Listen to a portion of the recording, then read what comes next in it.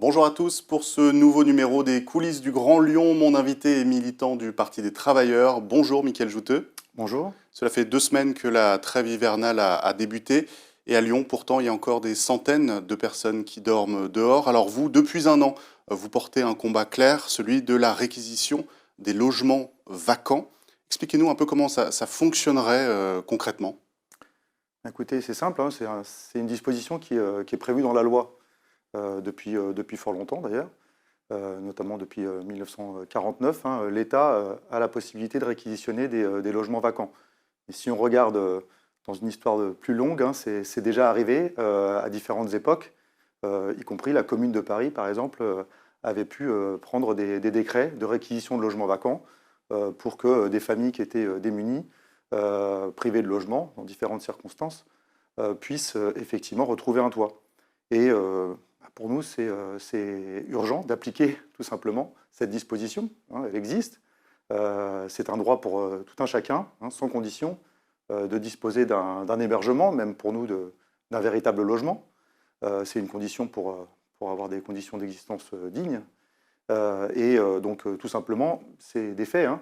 Effectivement, vous le disiez, vous avez reçu le responsable d'Alinéa en charge du SAMU social du Rhône il y a quelque temps sur ce plateau, qui redonnait les chiffres officiels, on peut dire, de 14 000 personnes qui sont sans abri dans le département du Rhône, incluant la métropole de Lyon.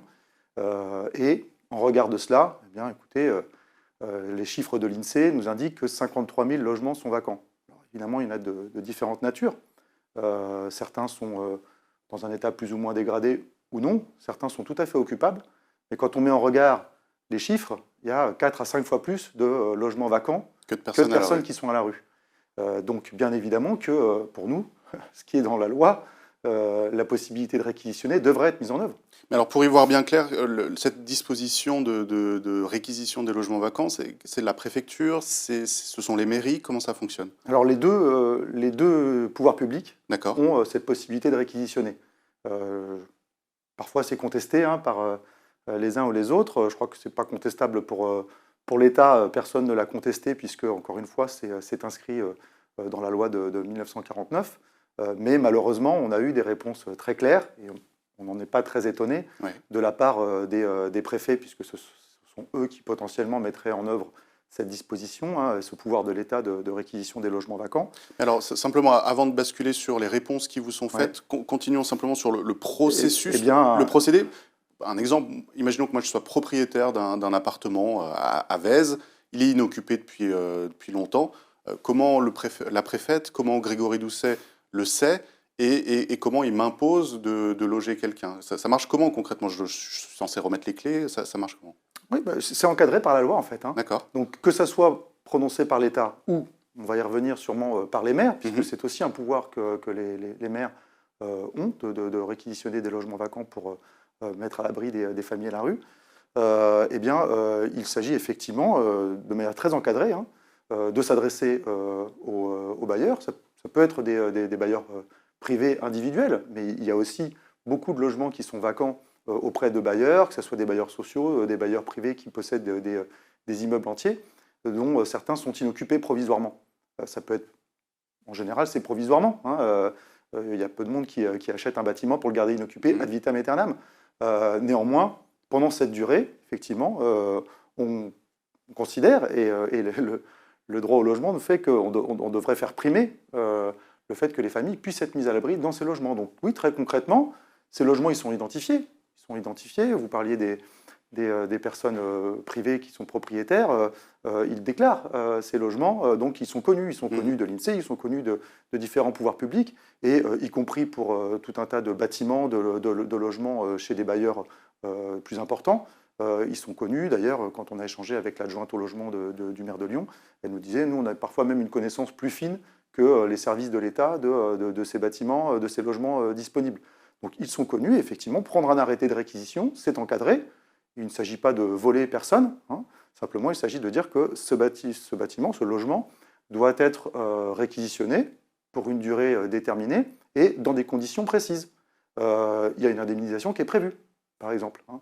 Il ne s'agit pas de voler qui que ce soit, encore une fois. D'accord. Simplement, il s'agit de dire que le droit de quelqu'un d'avoir un toit sur la tête prime sur le fait de pouvoir disposer d'un logement qu'on garderait vide.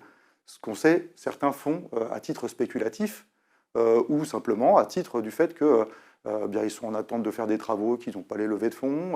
Enfin, on peut imaginer plein de situations qui font que des logements sont vacants pendant des mois, des années parfois, hein, on le constate.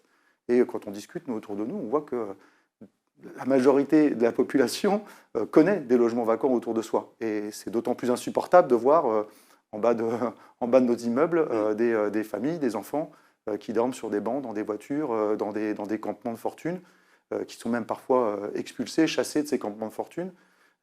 C'est totalement insupportable, alors qu'on a ces milliers et milliers de logements qui sont vides. Mais alors, vous l'avez dit, la mairie de Lyon a le levier en main. Ils ont la liste précise des logements vacants, mais pourtant, ils n'activent pas ce levier. Ils se défaussent un peu sur l'État, ou en tout cas, ils vous renvoient sur la préfecture. Ça vous énerve? Oui, bah encore une fois, hein, nous, on ne nie pas la responsabilité de l'État. Hein. L'État est le premier qui devrait garantir l'hébergement d'urgence et, autant que nécessaire, réquisitionner des logements vacants. Simplement, avec les gouvernements successifs que l'on a eus et que l'on a encore actuellement, malheureusement, on n'a aucun espoir du fait qu'ils mettent en œuvre une telle politique. Au contraire, ils ont même réduit, divisé par deux, la construction de logements sociaux et aggravé finalement la crise dans laquelle on se trouve et qui explose ces dernières années. Par contre, on pourrait effectivement attendre autre chose de la part des majorités municipales ou métropolitaines à Lyon, à Villeurbanne, à la métropole de Lyon, qui effectivement mènent des politiques qui peuvent apparaître contradictoires et qui en tout cas, d'un côté, disent être aux côtés des sans-abri, faire un certain nombre d'actions. L'État prétend faire la même chose, mais pour l'instant qui ne sont pas du tout à la hauteur. Donc renoncer à utiliser ce pouvoir de réquisition, comme le font les préfets de M. Macron, du gouvernement, y renoncer de la part des maires, effectivement, pour nous, c'est un grave problème. Parce que les pouvoirs de police qui sont conférés par le Code général des collectivités territoriales leur donnent cette possibilité. Et donc, ils ne peuvent pas se défausser. Effectivement, on leur demande de faire le maximum, c'est-à-dire utiliser, y compris ce pouvoir de réquisition des logements vides. Ce dispositif de réquisition des logements vacants avait été sur le retour de la scène médiatique il y a un an, c'était en janvier, notamment parce que les sénateurs communistes avaient déposé une proposition de loi autour de Yann Brossa. Et puis depuis, on n'a plus de nouvelles de ce texte. Vous appelez de vos voeux au fait que les parlementaires puissent se ressaisir de ce texte? Qu'un certain nombre de partis politiques soient porteurs d'un texte qui propose de faciliter la réquisition des logements vacants. Ça leur appartient. Malheureusement, encore une fois, dans les conditions de la situation politique actuelle, on ne voit pas bien comment un tel texte pourrait aboutir. Quelle majorité il pourrait y avoir à l'Assemblée nationale pour faire aboutir un tel texte. Et puis surtout, M. Brossa, par exemple, il a été adjoint au logement aussi à la mairie de Paris pendant des années et des années. Et donc, peut-être a-t-il constaté que ce n'était pas évident de mettre en œuvre le pouvoir de réquisition des maires. En tout cas, à ma connaissance, il n'a jamais essayé de le faire. On peut reconnaître qu'un certain nombre d'autres maires, dans les dernières années, ont parfois essayé de mettre en œuvre ces arrêtés de réquisition. Parfois, ça a été cassé par la justice, parce que l'État les avait remis en cause. Il y a un critère d'urgence qui est associé à l'utilisation de ce pouvoir de réquisition des logements vacants par le maire. Nous, on estime que l'urgence, quand les enfants sont à la rue, que ce soit en hiver ou n'importe quand, de toute façon, l'urgence, elle est caractérisée. Ça peut être contesté par la justice. En attendant, quand des maires ont fait cela, ça a mis à l'abri, au moins pendant plusieurs mois, le temps des procédures, ces familles. Pourquoi ne pas le faire aujourd'hui?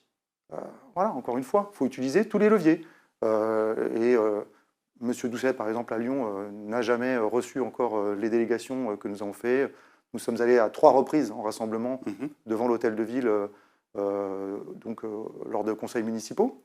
Pas simplement avec des militants du Parti des Travailleurs. Au point de départ, vous le disiez, il y a un an, en janvier, on s'est regroupés. Moi, je suis parent d'élèves dans une école où l'an dernier, 2 familles étaient accueillies. Cette année, c'est 4. Parce que, vous le savez, plus d'une vingtaine d'écoles sont occupées. Des personnels, des parents estiment que ce n'est pas possible que leurs enfants côtoient d'autres enfants qui dorment à la rue. Et donc préfèrent les mettre à l'abri dans des écoles. D'autres collectifs choisissent de réquisitionner eux-mêmes des logements qui sont vides. Se trouvent parfois expulsés, d'ailleurs malheureusement aussi parfois à la demande de la métropole par exemple, où lorsque ce sont des gymnases, ça a pu être le cas à la demande du maire de Lyon, du maire de Villeurbanne. Donc nous on regrette quand même que ce soit des choix de cette nature qui soient faits, parce qu'au contraire il faut apporter immédiatement les solutions. projet de loi, aujourd'hui, on ne voit pas bien quand est-ce qu'il aboutirait. Et encore faudrait-il le mettre en œuvre derrière, alors qu'il y a tout de suite, maintenant, cette possibilité de le faire. Donc n'attendons pas. Et donc ce que je comprends, c'est que jusqu'à présent, alors que la situation clairement s'aggrave au niveau national, mais à Lyon également, vous n'avez été reçu que par l'adjointe au logement de Grégory Doucet, mais jamais par le maire directement. Oui, l'adjointe aux solidarités aussi, Madame Oui. Brunel, celle qui aujourd'hui est adjointe au logement, Madame Popov. Monsieur Doucet, pour l'instant, n'a jamais répondu directement à nos sollicitations. Pourtant, au mois de janvier, nous lui avons écrit un courrier qui regroupait les signataires de plusieurs centaines de pétitions de parents, de personnel dans les écoles, mais qui ont été rejoints par des élus, y compris de la majorité municipale, notamment des conseillers d'arrondissement du PCF ou de la France Insoumise, qui se sont associés à ce courrier, des militants syndicalistes, des militants associatifs, parfois au titre de leurs organisations. On a écrit collectivement à M. Doucet à cette occasion.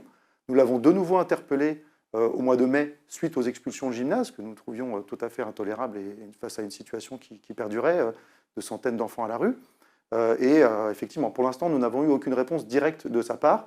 À chaque fois, en revanche, nous avons été reçus par ses représentantes, adjointes aux solidarités, adjointes au logement, par exemple, et qui nous font la même réponse, que c'est compliqué, c'est trop compliqué, il y a un risque juridique à mettre en œuvre ces arrêtés de réquisition par le maire. Parfois même, c'est contesté. Bon, mais je crois que quand on leur met les textes sous les yeux, elles nous répondent quand même qu'effectivement, oui, ça serait possible, mais il y a un risque juridique. Nous, on dit qu'il faut le prendre. Madame Popov, encore jeudi dernier, donc, lorsque nous étions rassemblés devant l'hôtel de ville, s'étonnait par exemple de la présence des militants du Parti communiste, parce qu'elle disait, vous savez très bien, il y a un projet de loi qui est en cours, il faut attendre finalement qu'on ait vraiment ce pouvoir entre les mains.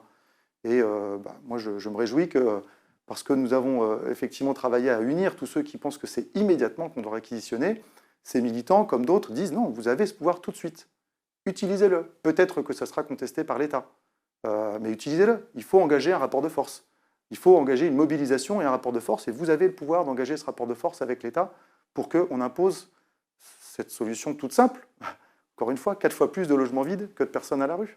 Vous parlez de l'union des militants pour ce combat. Pourtant, vu de l'extérieur, on peut avoir l'impression qu'il y a beaucoup de collectifs différents qui se montent avec des combats très précis, la protection des mineurs isolés, des femmes à la rue, des enfants à la rue, et qui ne portent pas nécessairement la même solution à apporter à ces problèmes. Est-ce que vous n'avez pas peur que vos voix s'éparpillent face à un problème qui est en fait le même pour tout le monde, ce sont des personnes qui dorment dehors? Moi, je pense que chacun est légitime dans les actions qu'il conduit. La préoccupation qui anime tous ceux qui lancent ces collectifs divers, qui militent dans différentes associations ou sur le plan politique qui apportent leurs propositions, chacun est légitime à le faire. Le souci que nous portons, c'est le souci de s'unir effectivement sur une solution qui nous paraît être à portée de main, qui relève non pas d'une perspective lointaine où il faudrait l'inscrire dans le droit, par exemple, elle l'est déjà dans le droit, et donc il s'agit de la mettre en œuvre, donc il faut simplement la volonté politique. Nous avons effectivement, depuis le mois de janvier, cherché à unir tous ceux qui agissent dans le respect des engagements des uns et des autres, parce que, voilà, ils sont tous légitimes, y compris tant que les pouvoirs publics n'assument pas leurs responsabilités, que ce soit l'État ou les maires, effectivement, certains estiment qu'il faut apporter des solutions immédiates. Et en ce sens, on ne peut que comprendre que mettre à l'abri des enfants dans une école, dans un bâtiment qui est vide, de manière immédiate, sans attendre le droit, d'une certaine manière, que le droit soit appliqué, en fait, c'est légitime.